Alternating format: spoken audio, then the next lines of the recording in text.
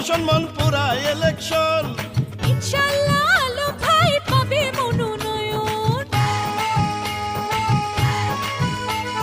সাবেক 3 বারের সফল এমপি আলম